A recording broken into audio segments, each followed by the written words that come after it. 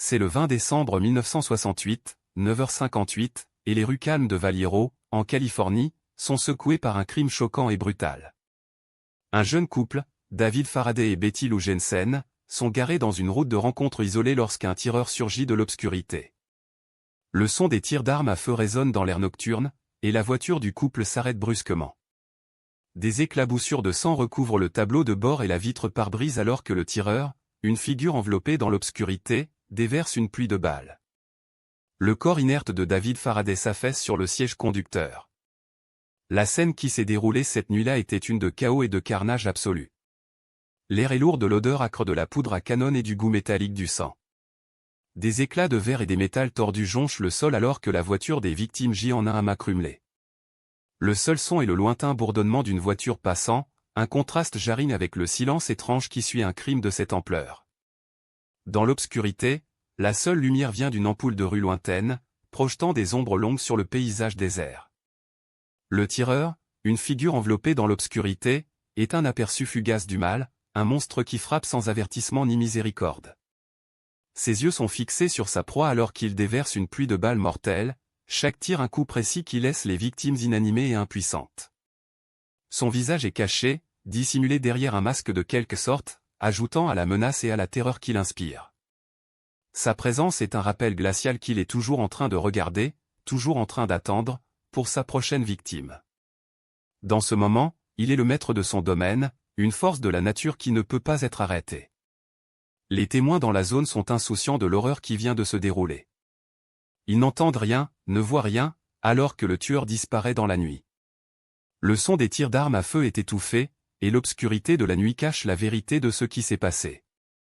La seule piste est le son des pneus crissants et le faible bourdonnement de moteur d'une voiture s'estompe dans la distance.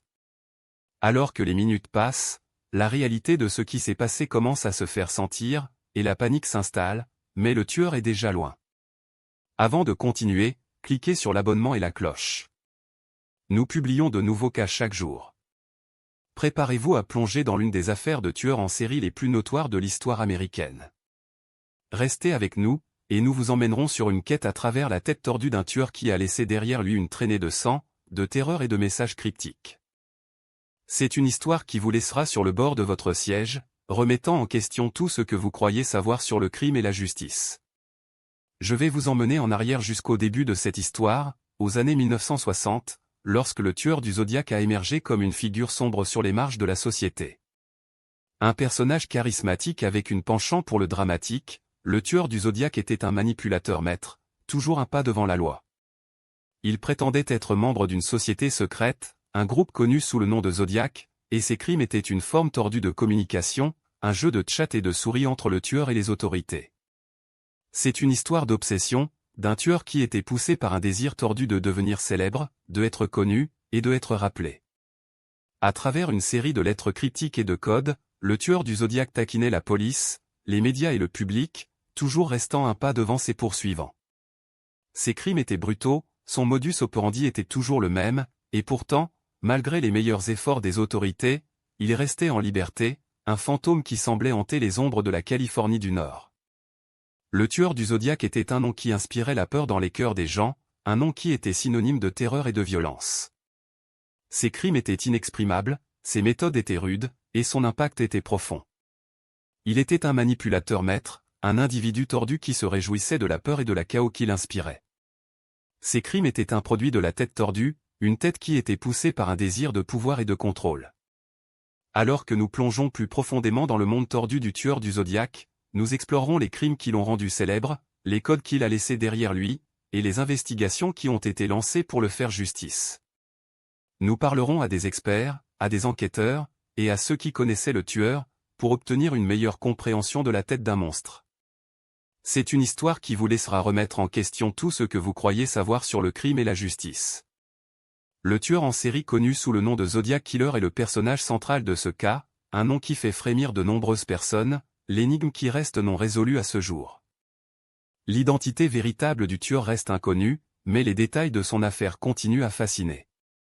Né à une époque indéterminée au début des années 1940, ce tueur en série résidait en Californie du Nord, une région frappée par une série de meurtres brutaux.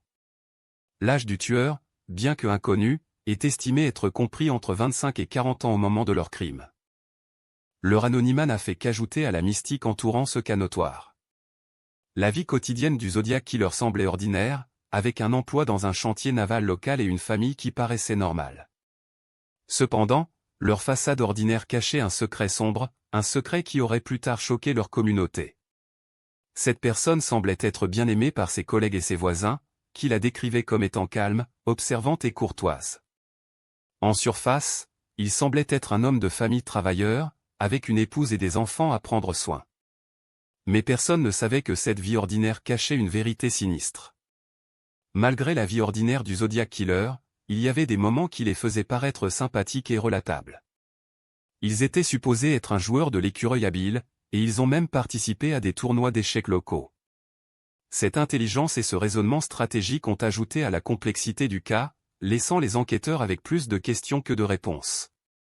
Leur apparence et leur comportement ordinaire cachaient un esprit rusé et calculateur, capable de violences brutales. Ce paradoxe rend le cas encore plus intrigant, car la ligne entre le bien et le mal devient de plus en plus floue. Lorsque les relations du Zodiac Killer sont passées au crible, il devient clair qu'ils avaient un groupe d'amis et de connaissances étroitement liés. Cependant, leurs problèmes de confiance entraîneraient plus tard un déclin des relations. Leurs amis et leurs familles décrivent un sentiment de détachement, comme s'ils observaient le monde autour d'eux sans vraiment s'engager dedans. Ce détachement soulève plus de questions sur les motifs du tueur, tout comme leur implication dans des événements sociaux locaux, tels que des tournois d'échecs et des réunions familiales. Mais qui peuvent-ils faire confiance, et pourquoi ont-ils choisi de cibler certaines victimes, laissant d'autres indemnes?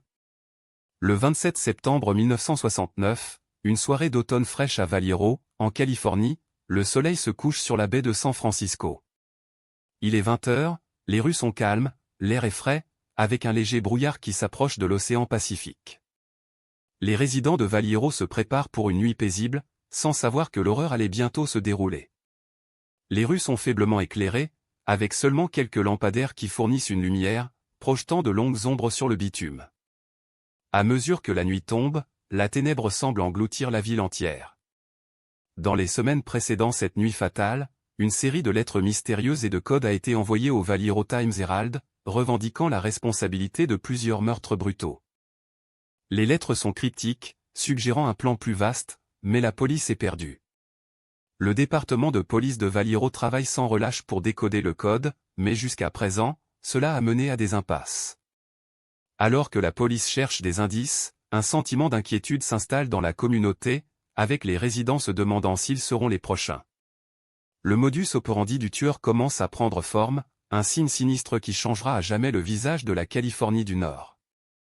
La nuit du 27 septembre, Michael Mageau et Darlene Ferrin conduisent sur la Blue Rock Road quand leur voiture est attaquée. Le tueur ouvre le feu, tirant à travers la vitre du passager, touchant les deux victimes à plusieurs reprises. Darlene meurt instantanément, tandis que Michael parvient à s'échapper, souffrant de blessures graves. Alors que le tueur s'enfuit, il laisse derrière lui un sillage de sang et un message cryptique gravé sur le bitume, « Traître ». Le tueur retourne sur les lieux, tentant de terminer Michael, mais échoue. Il s'enfuit, laissant derrière lui une scène de terreur inimaginable. Le détail le plus choquant de ce crime est le fait que le tueur tire à plusieurs reprises sur Darlene Ferrin, mais retourne ensuite sur les lieux et tire 5 autres coups de feu dans son corps, la tuant. Cet acte brutal est sans sens entre l'enquête pendant des années à venir. Le département de police de Vallejo est laissé abasourdi, cherchant à comprendre les motivations du tueur. Alors que les nouvelles se répandent, la communauté est laissée dans un état de choc et d'horreur. Le tueur du Zodiac a revendiqué ses premières victimes, et la terreur n'a que commencé. Comme l'enquête se déroule, l'étendue du crime devient claire. Le tueur du Zodiac a revendiqué 3 victimes, avec Darlene Ferrin étant la deuxième. La police travaille sans relâche pour traquer le tueur, mais il reste évasif, toujours un pas devant. Les habitants de Vallejo sont pris de peur, se demandant quand le tueur frappera à nouveau.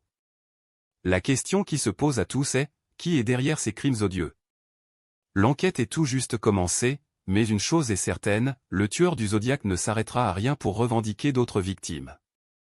La question est, combien de victimes il tuera avant que la police ne le rattrape enfin? Nous allons creuser plus profondément dans l'enquête, explorant les preuves et entretiens des témoins clés. Mais pour l'instant, nous vous laissons avec une pensée glaçante, le tueur du Zodiac est toujours là, en attente de sa prochaine victime.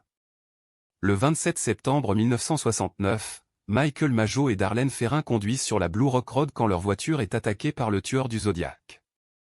Le tueur ouvre le feu, tirant à travers la vitre du passager, touchant les deux victimes à plusieurs reprises. Le tueur retourne sur les lieux, tentant de terminer Michael, mais échoue. Il s'enfuit, laissant derrière lui un sillage de sang et un message critique gravé sur le bitume, « Traître ». Le tueur a revendiqué sa première victime, et la terreur n'a que commencé.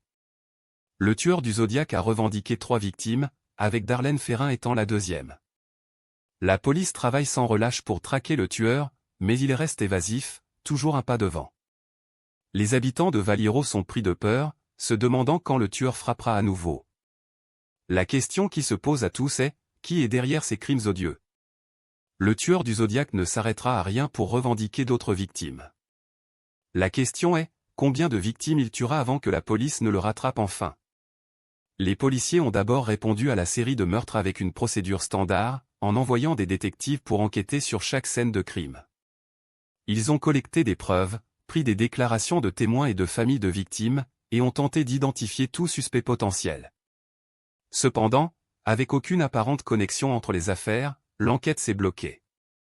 Les policiers étaient perplexes par le manque de témoins et l'absence de tout motif clair.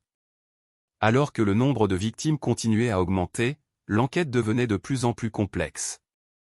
La pièce clé d'évidence qui a tout changé était une lettre cryptique envoyée au San Francisco Chronicle. La lettre, signée par une personne qui se faisait appeler le tueur du Zodiac, revendiquait la responsabilité des meurtres et avertissait les policiers qu'il y aurait plus à venir. La lettre incluait un cryptogramme, qui a été plus tard déchiffré, révélant l'identité véritable du meurtrier. Cependant, l'utilisation du code et des pseudonymes par le meurtrier rendait difficile pour les policiers de les retrouver. La lettre incluait également un dessin macabre, qui semblait se moquer des policiers. Alors que l'enquête continuait, les policiers se concentraient sur un certain nombre de principaux suspects, notamment Arthur Lee Allen, un pédophile condamné qui correspondait à la description physique du meurtrier. Un autre suspect était Richard Gekowski, un ancien éditeur de copies au San Francisco Chronicle, qui avait accès aux archives du journal et était connu pour avoir une fascination pour les codes. Cependant, malgré quelques indices prometteurs, aucun de ces suspects n'a jamais été officiellement nommé comme le meurtrier. Les policiers ont également enquêté sur Earl Van Best Jr. Un homme qui était connu pour avoir une réputation de violence et avait une histoire de conflit avec la loi. Cependant, les policiers n'ont pas pu rassembler suffisamment d'évidence pour le relier au meurtre. Le piège à conséquence dans ce cas était une piste qui se concentrait sur un homme nommé Ted Kaczynski, également connu sous le nom de Luna Bomber.